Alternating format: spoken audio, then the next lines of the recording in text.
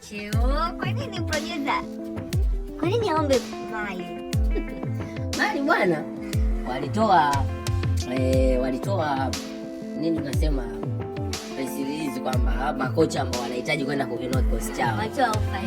Wafike pale waandike email. Wao wataenda kupigwa mchakato wa kwanza. Mchujo wa kwanza ulichapwa, wakabakia makocha 5 I think kama mzangu ziko sawa.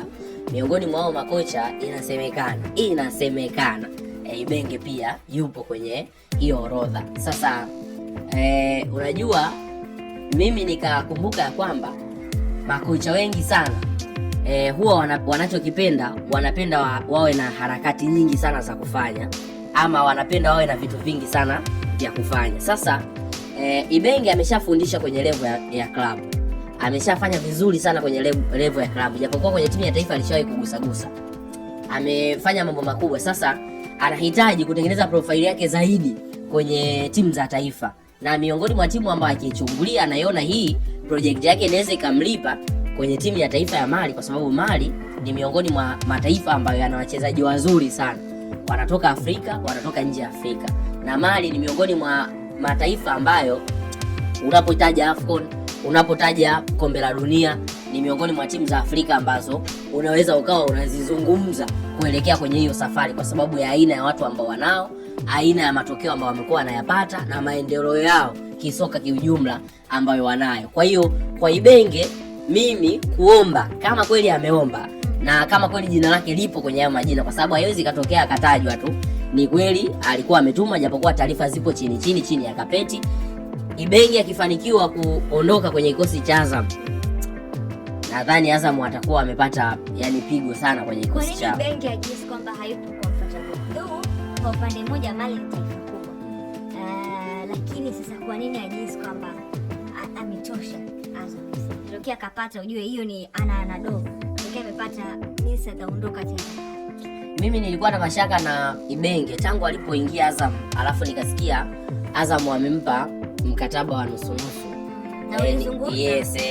Nilikuwa na mashaka hapo, ndo nikaa na hofia kwamba kwenye hawa makocha wakubwa, nikakumbuka Benshika kipindi cha nyuma, kina Nabi, kina Gamondi, wakiwa wanakuja hapa Tanzania, kuna baadhi ya makocha ambao huwa wanakuja afu wanataka kuondoka, wanataka wapite kama daraja la kuondoka. Sasa Ibenge wakati yupo Al Hilal ni miongoni mwa timu ambazo fedha ilikuwepo, wachezaji walikuwepo, mashindano walikuwa wanafanya, ulikuwa hakuna uhuru tu kucheza kwenye ligi ya nyumbani ambayo wao walikuwa wanacheza, ilikuwa ni timu ya kuhamahama.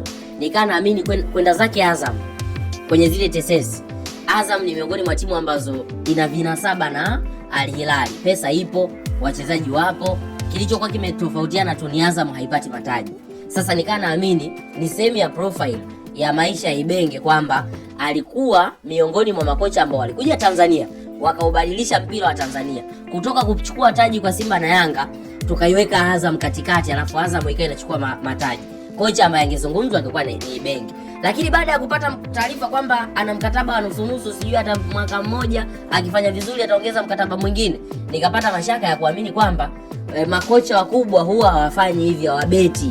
Kama alikuwa na project ya muda mrefu, nilikuwa naamini ilikuwa na miaka 3, 4, 5 kwenye kikosi cha timu ya Azam. Kwa hiyo kuondoka kwangu inawezekana pia ikawa ni sehemu ya Azam kufeli, licha ya kwamba wana uwezo wa kwenda kupata kocha mwingine, lakini huwa na hiyo tabia ya kukocha anakuja, kocha anaondoka, kocha anakuja, kocha anaondoka, project zinafia njiani, kunakuwa na ugumu sana. Kwa sababu sasa hivi ukiangalia Ashraf Kibeku, akina Robogasti, kina Mzee, watu wanapata nafasi kupitia Ibenge kwa sababu ni mwalimu ambaye anaamini kwenye soka la vijana.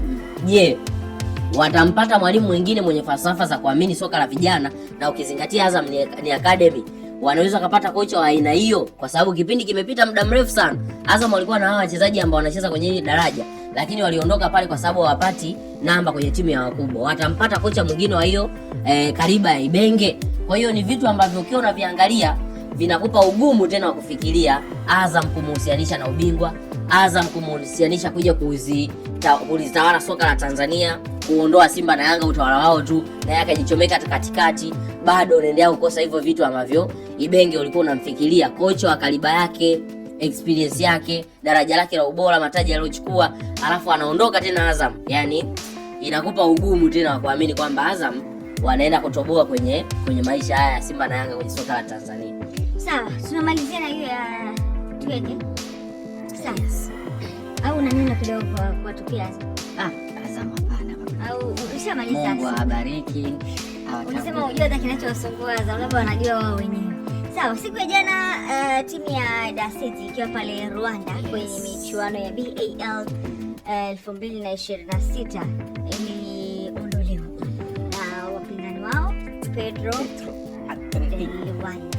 Sasa imekuwa ni bad luck kwao baada ya kuondolewa na Pedro de Luanda, na